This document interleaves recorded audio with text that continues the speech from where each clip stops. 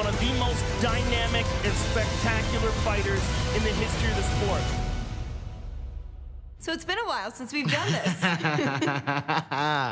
It's been a little while, yeah? What have you been up to in this time? Just behaving. Well, of course. Yes, I know that you're always behaving.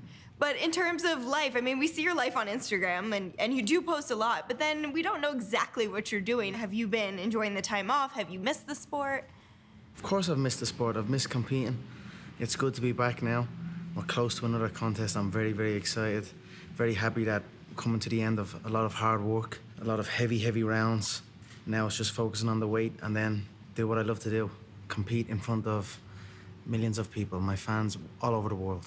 You're a star among stars now, Conor. What does that feel like for you? I don't know, I don't really pay attention to that. I just live my life. Life is good. I don't really pay attention to fame and those type of things. I never seek that in the first place. It's not something that interests me. Fortune, however. Certainly, you've gotten both fame and fortune. Has it been hard to manage this newfound fame and fortune? It's just something that you've got to deal with. You've got to learn finances and how to control and manage and build finance, like you've got to learn how to box or like you've got to learn how to grapple. So that's the way I approach it, like another discipline. And I'm doing pretty well at this time. I'm still learning the game, still growing my empire, and enjoying it very much. But make no mistake, competing inside the octagon in a full-on fight is what I love to do the most. So I'm very, very happy to be back. Yeah, and we're happy to have you back. But we had that fight with Floyd Mayweather last summer. What did you take from that experience as a whole? It was an experience to go into a completely different game. New media, new people, new fans, new questions. Just a new experience. And anytime you put yourself into an uncomfortable situation, you will grow as a person. So that's what happened to me. I put myself out there, put myself into an uncomfortable situation, a situation I'm not as familiar with, and that's it. I grew as a person, as a fighter, as an athlete. Now here I am back into my game, the game I run. It's good to be back here under MMA and ready to go again.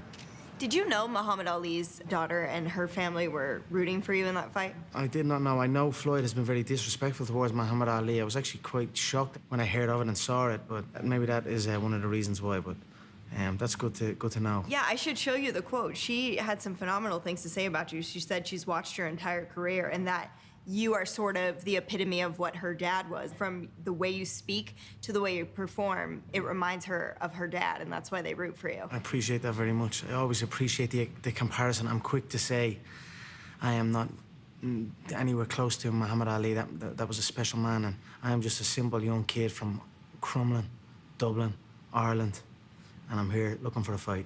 I like how you still think of yourself that way, because I think all of us see that you are changing things for a lot of people. What's been sort of your proudest accomplishment so far? The birth of my son, without hesitation. That's the next champion. Make no mistake about that. Do you look at life differently or how you make decisions differently because you have him now? Of course. Everything's for my little family. You treat your friends like family as well. Before the teams got involved in this matchup between you and Khabib, was that a fight you wanted? Did you want him next? I was excited about competing against him, more so than Tony. I know Tony had an interim title also, but I was a lot more excited about this contest, you know, an unbeaten fighter. Khabib Nurmagomedov! He is undefeated, 26-0. I'm not really impressed that much by his record. It's a pretty looking record, but if you dig deep, it's not that pretty. I think it's very deceiving, and everyone seems to put him on a pedestal. He's this, he's that, and I don't see it. He's a bit timid when it comes to taking a shot. He does not like to take a smack. Look at that! Oh! But I have Quinta having some moments now. If you don't like to take a smack and you fight me, you're in for a long night. Do you feel like Khabib's a fake champion? I mean, he fought an unranked novice, we'll say. I don't believe he is champion. I don't believe Ferguson is champion. I believe they know that, especially now that the real champion is back. Do you feel like people are maybe taking the wrong approach to facing him? I just know what I see, and I know what I'm gonna do, and I'm gonna go and do it. What are you gonna do? I'm gonna knock him clean out. You just had that press conference in New York City with Khabib. What was that experience like for you? It was just another day, but I mean, coming back, seeing the man first time, just another day for me. It went well. I was happy with it. You certainly had a lot of verbal sparring, I guess, with Khabib. What did you take away from that face-off? Did you see anything in him, or? I literally saw the blood run from his face. Look at his lips. His lips turned blue. It was a weird response I saw, so. You know, this is gonna be a star-studded event. You seem to thrive in those situations, but do you even pay attention to them while they're happening, or is it something? You know, after the Mayweather fight, I kept hearing about people that was there, and I was like, no way, I didn't know they were there. I was looking to see them. I mean, hey, it is what it is. It's good that I guess we are entertaining world-renowned entertainers, so that's a good feather in the cap for ourselves, you know. There's a lot of dedication and a lot of sacrifice that goes into this game. It's good to be back. It's good to be close. It's what I love to do the most, more than anything, more than any fame, more than any finance. Competing under those bright lights is the true test of your character, so. Are you glad this fight's in Vegas? I am happy it's in Vegas, yeah. I love Vegas. Vegas is the fight capital of the world. I've fought here many times. Las Vegas deserves this. How do you think it's going to go fight week? People around supporting the event will enjoy the festivities of fight week. The UFC put on a great show all through fight week. A lot of fan-friendly events. The Irish will be out in force. Everyone's going to have a great time, and that's it.